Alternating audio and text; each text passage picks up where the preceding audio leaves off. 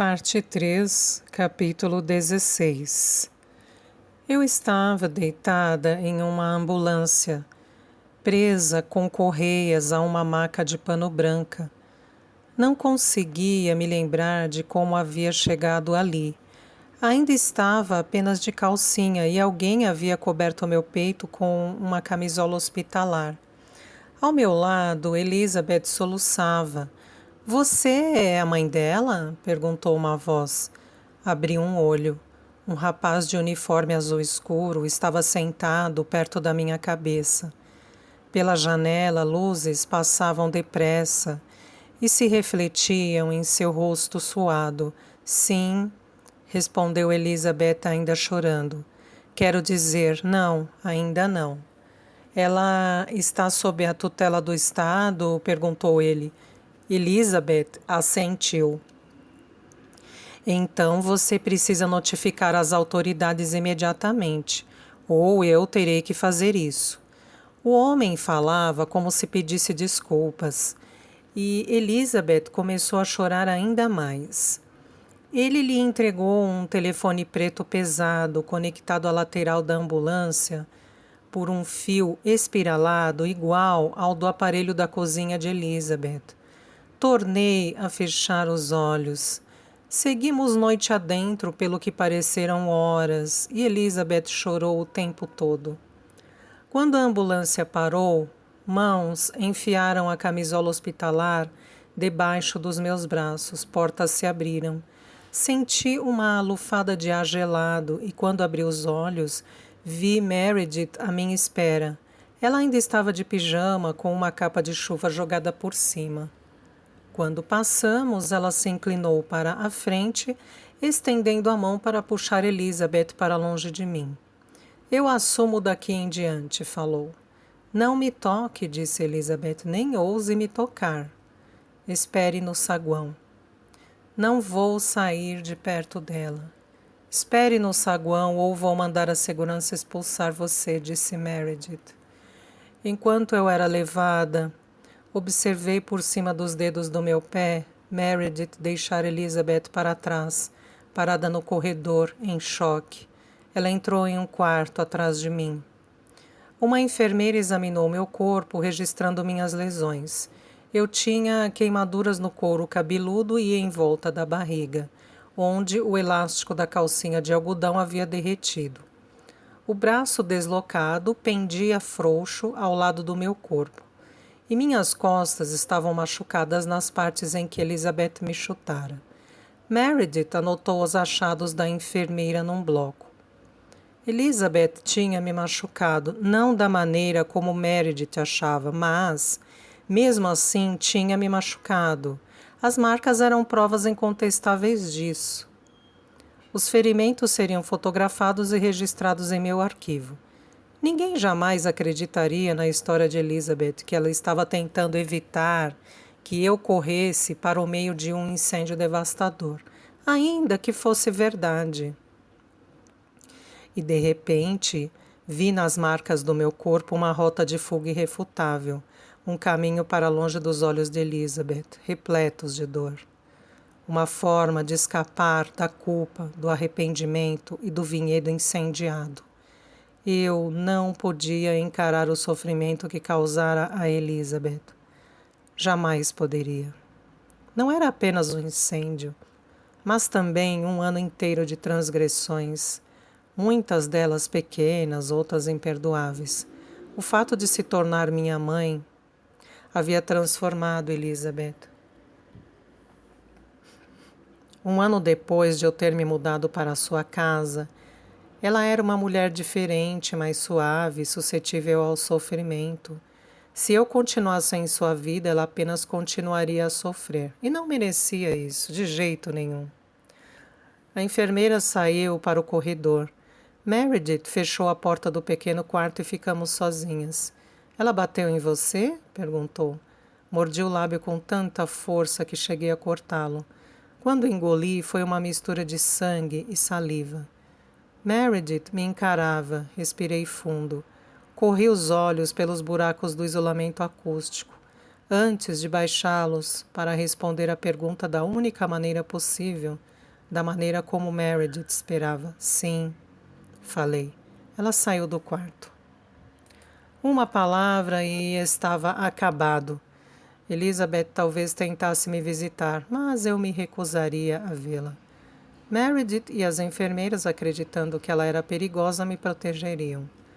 Naquela noite, sonhei com fogo pela primeira vez. Elizabeth pairava acima de mim, chorando. O som era quase inumano. Eu tentava ir em sua direção, mas os dedos dos meus pés estavam presos ao chão, como se minha carne tivesse se fundido à terra. Então ela começava a gritar, suas palavras embaralhadas pela agonia. Meu corpo se carbonizava antes de eu entender que ela estava declarando insistentemente seu amor por mim. Aquilo era pior do que seu pranto. Acordei queimando, meu corpo molhado de suor. Capítulo 17, parte 3. Passei 3 dias no hospital, recuperando-me de uma mastite. Os paramédicos me encontraram com uma temperatura de 40 graus e meio. A febre só baixou depois de 48 horas ininterruptas de antibióticos intravenosos, o que, como debatiam os médicos, enquanto eu adormecia e recobrava a consciência, eles nunca tinham visto na vida. A mastite era uma infecção comum em lactantes, dolorosa, mas localizada e de tratamento simples. Em mim havia se tornado uma infecção quase generalizada. A pele fervia em meus seios, mas também nos braços, no pescoço e na parte interna das minhas coxas. Os médicos disseram que não havia registros de casos como o meu. Quando a febre cedeu, o anseio pela minha filha substituiu o calor intenso.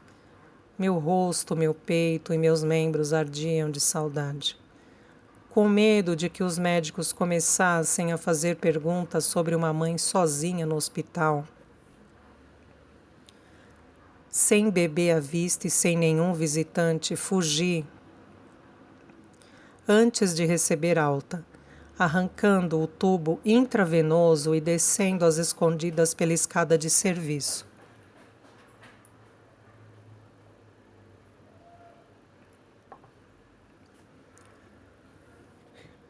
Peguei um táxi até o apartamento vazio e chamei um chaveiro para trocar as fechaduras.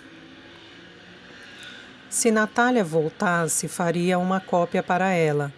Até que isso acontecesse, não queria ver mamãe Robbie ou Renata, que haviam criado o hábito de entrar sem bater quando passavam para ver a bebê. Eu não tinha coragem de lhes contar o que fizera. Naquela mesma tarde, mamãe Robbie apareceu. Esmurrou a porta até eu ter certeza de que o vidro iria se quebrar. Espiei pela janela do quarto de Natália. Então, voltei à cozinha para tirar o telefone do gancho antes de engatinhar para dentro do quarto azul e fechar a porta. À noite foi a vez de Renata, que bateu com mais força ainda e atirou uma pedrinha contra a janela do segundo andar. Não dei sinal de que havia retornado. Na manhã seguinte, batidas mais suaves me acordaram de um sono profundo e eu soube que Marlena estava de volta. Era hora de retomar o trabalho. Eu lhe contaria a verdade.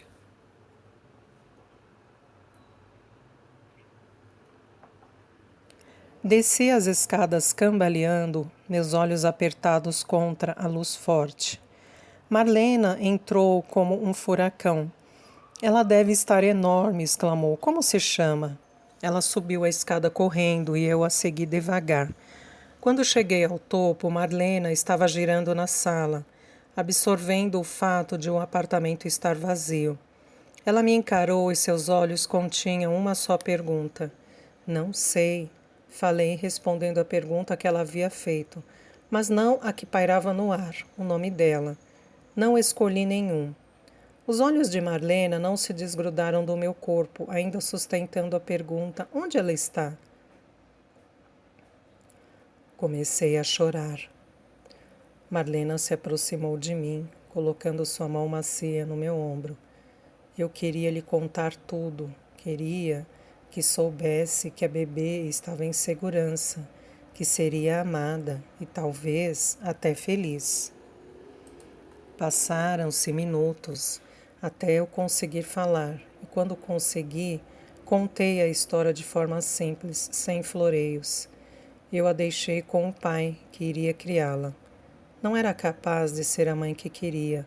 A falta que sentia dela era incapacitante, mas eu havia tomado a melhor decisão para minha filha. Por favor, acrescentei depois de terminar, não quero mais falar sobre ela. Atravessei a sala para pegar uma caixa de lenços de papel e minha agenda. Escrevi uma lista pequena em uma pautada e a dobrei, colocando-a na mão de Marlena com dinheiro suficiente para as compras. Nos vemos amanhã, falei. Sem esperar que ela fosse embora, engatinhei para dentro do quarto azul e tranquei a porta.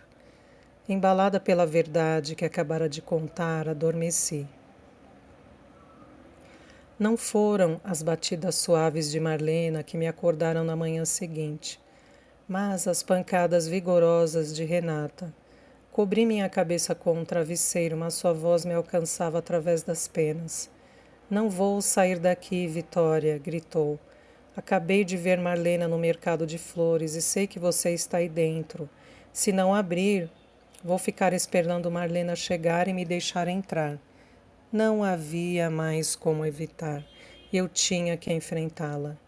Desci as escadas, destranquei as portas duplas de vidro e entreabri uma delas.